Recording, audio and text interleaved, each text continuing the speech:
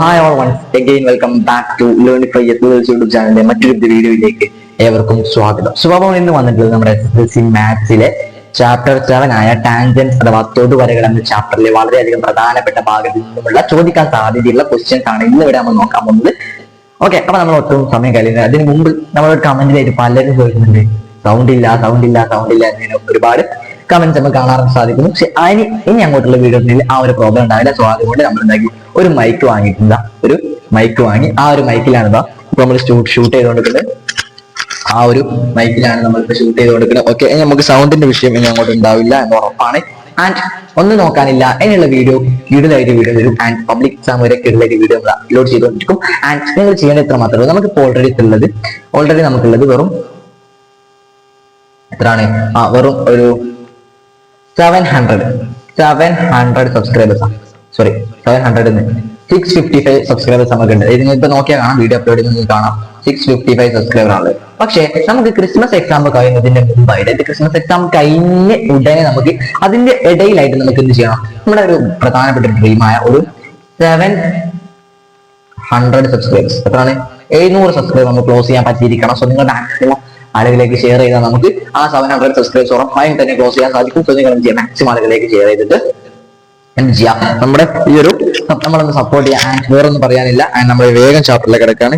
Okay, നമ്മളിനി വേഗം ചാപ്റ്ററിലേക്ക് തന്നെ കിടക്കാണ്. ആൻഡ് നമുക്ക് കിടക്കാം. അതിന് മുമ്പ് ഒറ്റ കാര്യം പറയാനുണ്ട്. ഇത്രയേ ഉള്ളൂ. നമ്മുടെ ഈ ഒരു വീഡിയോസിന്റെ നോട്ട് നിങ്ങൾക്ക് ആവശ്യമുണ്ടെങ്കിൽ എന്ത് ചെയ്യുക? ആൻഡ് ഒന്നും പറയാനില്ല, നമ്മുടെ ഡിസ്ക്രിപ്ഷൻ ബോക്സിൽ 2 ലിങ്ക് ഉണ്ട്. അതിൽ ഏതെങ്കിലും ഒന്ന്, അതായത് എന്താ, നമ്മുടെ SSLC ചാനലിന്റെ ലിങ്ക് ഉണ്ട്, 7ാം ക്ലാസ്സിന്റെ ചാനലിന്റെ ലിങ്ക് ഉണ്ട്. അത് ഇഷ്ടമുള്ളായിരുന്നോ? 7ാം ക്ലാസ് ആണെങ്കിൽ 7ാം ക്ലാസ്സിന്റെ ലിങ്ക് ചെയ്യാം. SSLC സ്റ്റുഡൻസ് ആണ്, അപ്പൊ നമുക്കറിയാം. അതിലൊന്നുമില്ല, ഇത്രയേ ഉള്ളൂ. SSLCന്റെ ലിങ്ക് ക്ലിക്ക് ചെയ്ത് നമ്മുടെ വാട്സ്ആപ്പ് ചാനലിലേക്ക് എൻ്റർ ചെയ്യാം. അവിടെ നിന്ന് എല്ലാ നോട്ടും നമ്മൾ അവിടെ നിങ്ങൾക്ക് പ്രൊവൈഡ് ചെയ്തിരിക്കും. ഓക്കെ, നിങ്ങൾക്ക് അവിടെ ഉറപ്പായി തന്നെ പ്രൊവൈഡ് ചെയ്തിരിക്കും. ഒരുപാട് ക്വസ്റ്റ്യൻസും ക്വിസുകളും അതേപോലെ ടൈം ടേബിളും എല്ലാ കാര്യവും നമ്മൾ അവിടെ നിങ്ങൾക്കായി ഡിസ്കസ് ചെയ്തിരിക്കും. നമ്മൾ ചാപ്റ്ററിലേക്ക് കടക്കാണ്. ഒട്ടും തന്നെ ഇത് ഒട്ടും ലാഗടിപ്പിക്കുന്നില്ല. ചാപ്റ്ററിലേക്ക്, അതായത് എന്താണ് ഫസ്റ്റ്, വാട്ട് ഈസ് ടാൻജന്റ്? അതായത് എന്താണ് തൊടുവര? എന്താ വലിയ ആനക്കാരും ചേനക്കാരും ഒന്നല്ല. അതായത് തൊടുവര എന്ന് പറഞ്ഞാൽ ഒരു വൃത്തം വരച്ചിട്ട് ആ വൃത്തത്തിന്റെ ഏതെങ്കിലും ഒരു ഭാഗത്തൂടെ, ഏതെങ്കിലും ഒരു വൃത്തത്തിന്റെ ഉള്ളിൽ കൂടെ അല്ല, വൃത്തത്തിന്റെ പുറത്തുള്ള വക്കുള്ള ഏതെങ്കിലും ഔട്ടർ സൈഡിലെ ഏതെങ്കിലും ഒരു ഭാഗത്തൂടെ വരക്കുന്ന വരയെയാണ് തൊടുവര എന്നറിയപ്പെടുന്നത്. ആണല്ലോ. തൊടുവരയ്ക്ക് ഒരു പ്രത്യേകത എന്താ? അതായത് ഞാൻ പറയാണ്, ഞാൻ ഇവിടെ നിന്ന് സെറ്റ് ചെയ്തത് ലൈവായിരുന്നത് കാണിച്ചു തരാം. എന്തായിരുന്നു? ഞാനൊരു അടിപൊളി സർക്കിൾ വരച്ചേ. ഞാനൊരു സർക്കിൾ വരച്ചു. ആൻഡ് വേറൊന്നുമില്ല, സർക്കിൾ ഞാൻ വരച്ചു. ഇവിടെ ആ സർക്കിളിന്റെ തിക്നെസ്, ലൈനിന്റെ തിക്നെസ് ഞാൻ കുറച്ച് കൂട്ടുന്നു.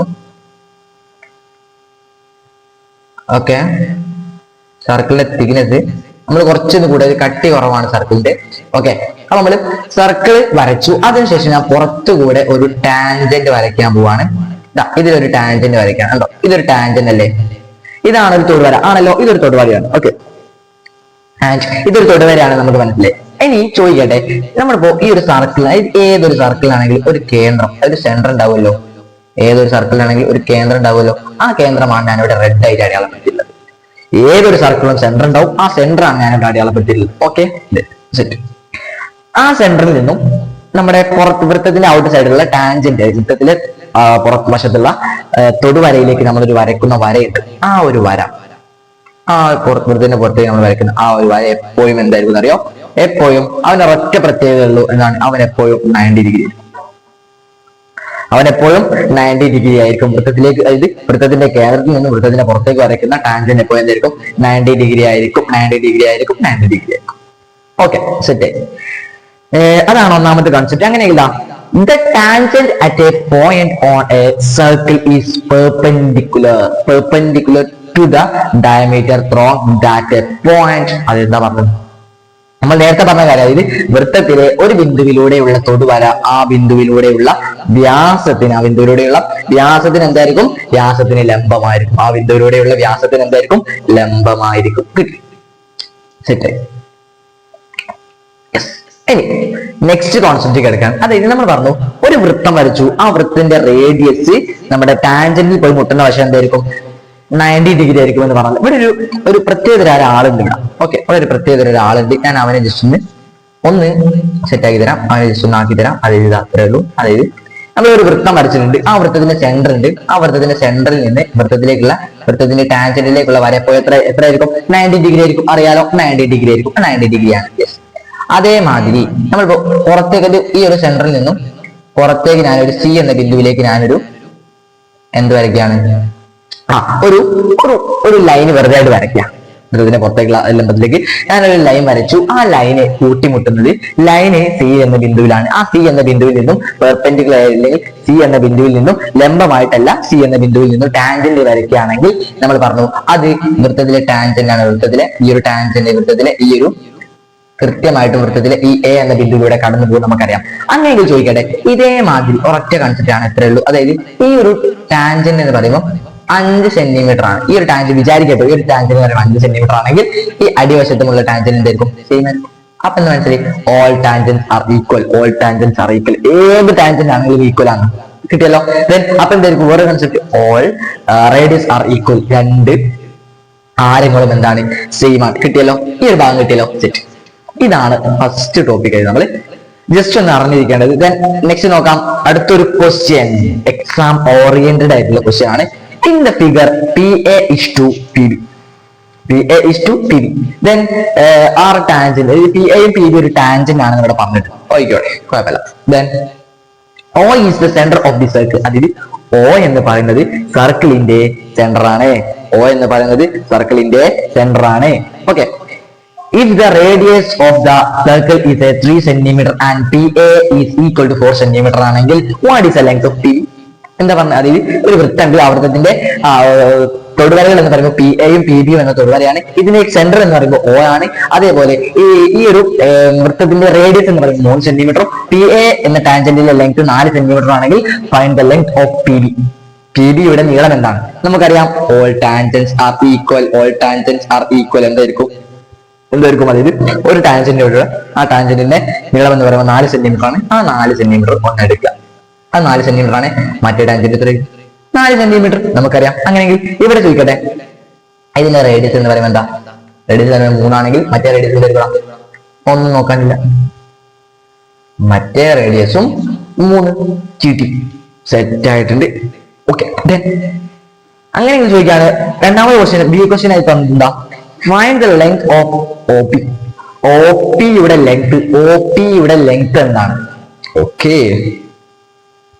OP യുടെ ലെങ്ത് എങ്ങനെ കണ്ടിട്ടു? അത് ഇവിടെ എന്താ 3, 4 തന്നിട്ടുണ്ട്. ഇത് നമുക്ക് എന്താ യൂസ് ചെയ്യാം? PYDS. പൈതഗോറസ് തിയറം, പൈതഗോറസ് സിദ്ധാന്തം എന്നൊക്കെ പറയൂലേ, ആ സാധനം. പൈതഗോറസ് ട്രിപ്ലെറ്റ് എന്നൊക്കെ പറയില്ല, ആ സാധനത്തിന്. അതായത് ഇത്രേ ഉള്ളൂ.